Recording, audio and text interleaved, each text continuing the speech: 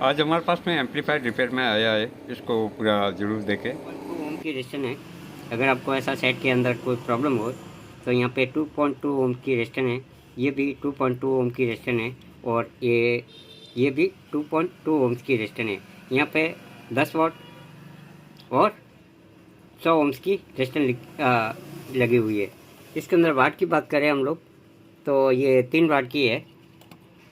ये 2.2 की लगी हुई है, वहाँ पे 3 वाट की है। इसी के साथ में एक प्रॉब्लम थी, वो मैंने सॉल्व की। ये पीएफ लगाने से इसका जो साउंडिंग बेस है वो ख़राब हो जाता है।